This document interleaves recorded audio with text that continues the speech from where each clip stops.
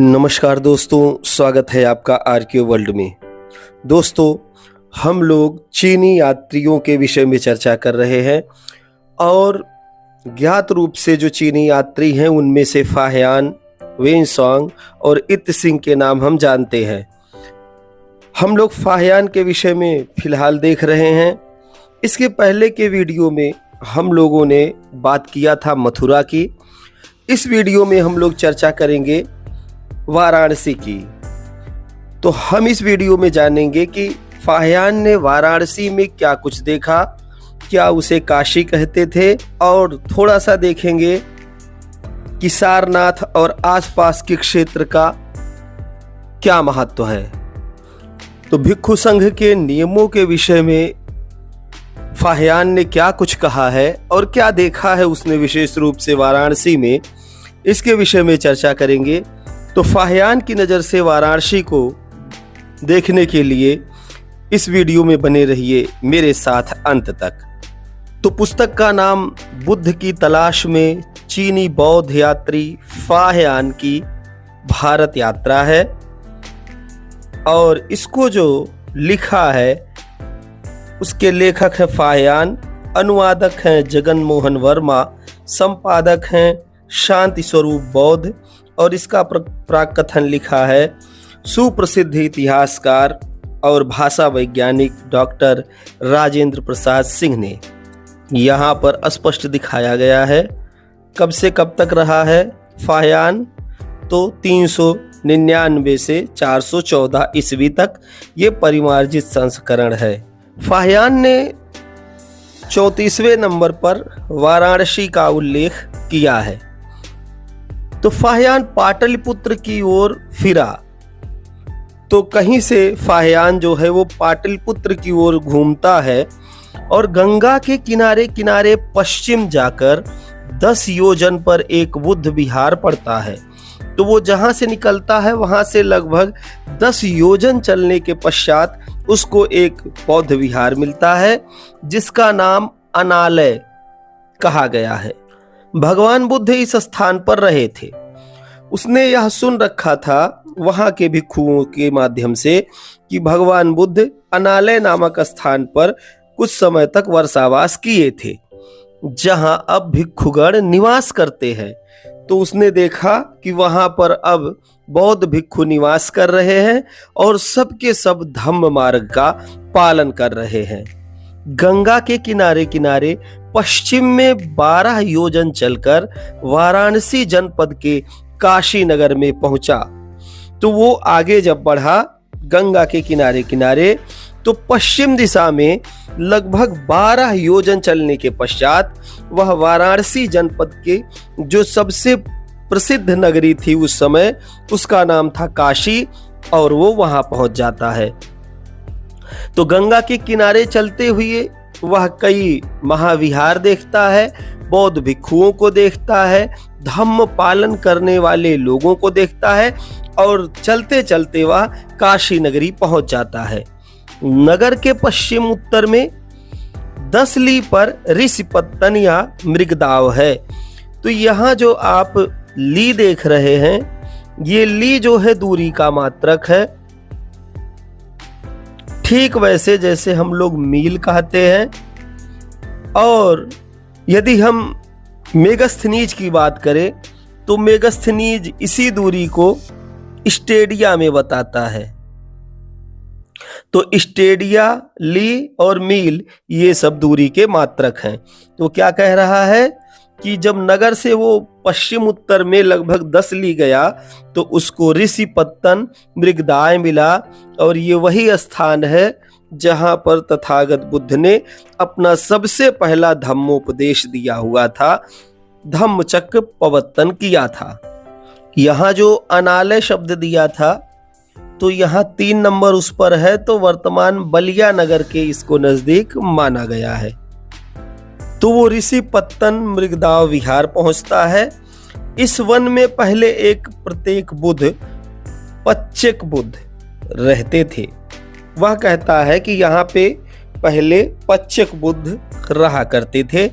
बहुतायत में मृग सदैव आश्रम के पास बसते थे तो इसका नाम मृगदाय क्यों पड़ा? क्योंकि यहाँ पर प्रायः मृग जो हैं वो अगल बगल संघ के दिखाई देते थे। जब भगवान को बुद्धत्व प्राप्त होने को हुआ, सभी देवता आकाश में गान करने लगे। शुद्धोदन का कुमार पवज्याले मार्गानुसारी हुआ, सप्ताह बीते बुध होगा। वहां पर चर्चा उसने सुन रखी थी कि कुछ इस तरीके की बातें हो रही थी कि जो है शुद्धोधन का जो कुमार है वो पवज्जा लेकर के मार्गानुगामी होगा। वैसे भी दक्षिणपंथी इतिहासकारों का यही मानना है कि बुद्ध जो हैं वो एक अवतार हैं विष्णु के, और उसी क्रम में यहाँ पर बातें कही जा रही हैं। हालांकि बुद्ध ने कहीं भी अपने को अवतार घोषित नहीं किया है, वो अपने को मार्गदाता कहते हैं। और उन्होंने कहा कि मैंने धम्म चक्र पवत्तन किया है। धम्म चक्र पवत्तन का मतलब होता है कि उन्होंने धर्म चक्र को गतिमान कर दिया था। प्रत्येक बुद्ध यह सुन परिनिर्वाण को प्राप्त हुए। इसी से इस स्थान का नाम ऋषिपत्तन या मृगदाय हो गया।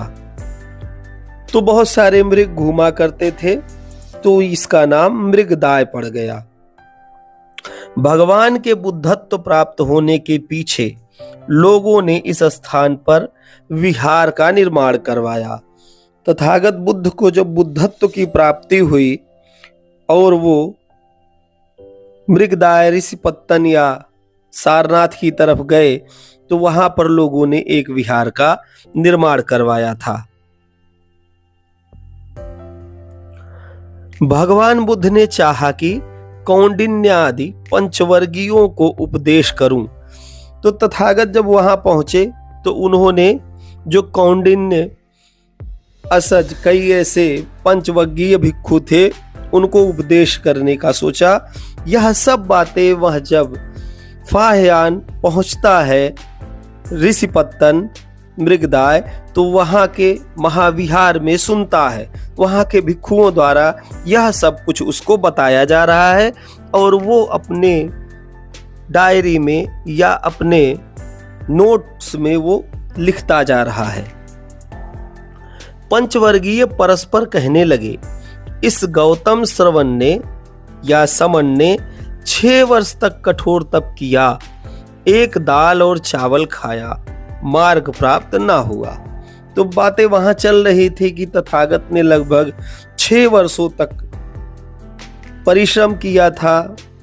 तप करने से यहाँ तात्पर्य है कि वो एक प्रकार से समाज को समझने का प्रयास कर रहे थे और इसी क्रम में उनको दुख का कारण दुख निरोध गामिनी प्रतिपदा के अंतर्गत अष्टांगिक मार्ग के विषय में सहसा याद हो आया।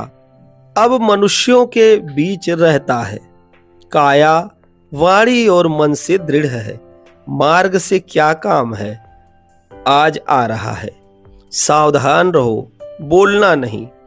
जब भगवान पहुंचे तो जिस स्थान से पंचवर्गीय भिक्षु उठे और अभिवादन किया, वहां से 60 पग जिस स्थान पर भगवान बुद्ध ने पूर्वाभिमुख बैठकर धम्म चक्र पवत्तन किया और कौंडिन्यादि पंचवर्गीयों को उपदेश किया था, वहां से 20 पग उत्तर जिस स्थान पर मैत्रेय बोधिसत्व के विषय में भविष्यवाणी की थी और फिर उससे दक्षिण में 50 पग पर जहां एलापत्र या एरापत भी लिखा होता है, कहीं कहीं एरापत नाग या एलापत्र नाग जाति के मनुष्य थे, ने भगवान बुद्ध से पूछा था कि मैं कब इस नाग देह से मुक्त होऊंगा। तो वहां पे चर्चा हो रही है कि तथागत जब आए थे मृगदाय में तो क्या स्वरूप बना था, तथागत पूर्वाभिमुख होकर खड़े थे, क्या उपदेश उन्होंने दिया और कैसे धम्म चक्र पवत्तन किया था, इसके विषय में वहां रह रहे भिक्षुओं द्वारा, मृगदाय में रह रहे भिक्षुओं द्वारा फाह्यान को बताया गया।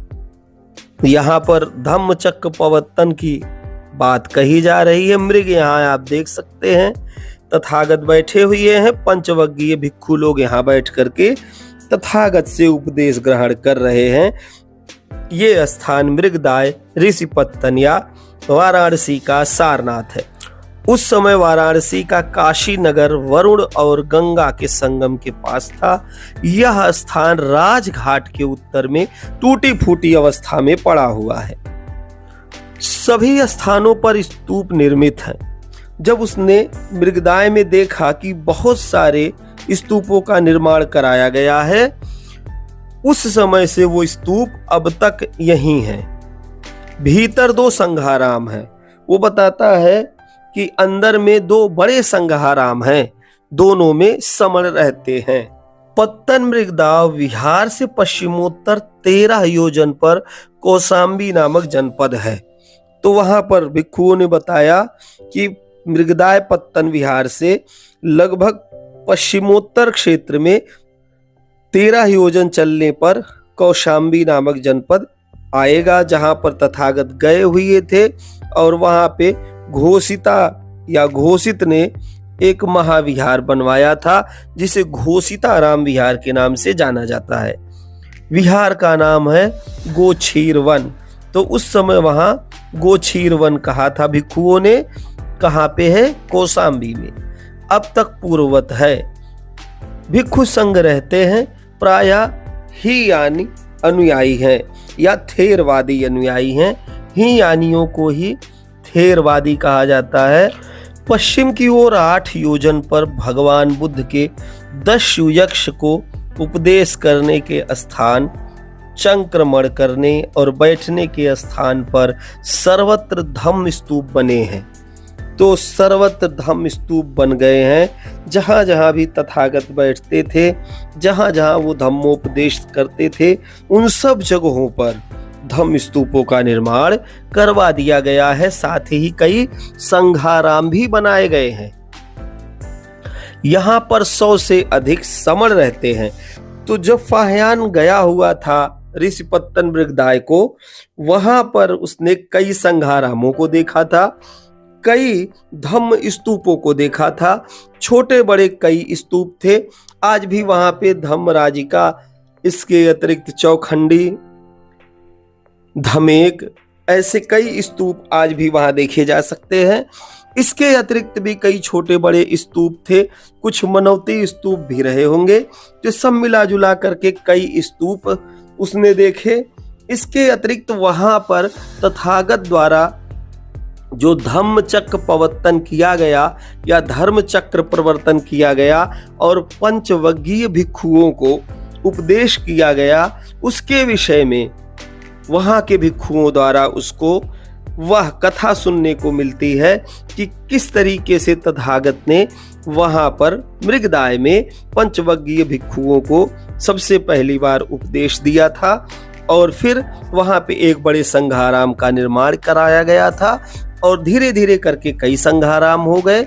और इस तरीके से वो वहां पहुंच करके कौशाम्बी के विषय में भी जान जाता है, गोछीर वन के विषय में भी जान जाता है, और यह भी जानता है भिक्षुओं के माध्यम से कि कौशाम्बी में थेरवादी या ही यानी बौद्ध भिक्षु निवास कर रहे हैं।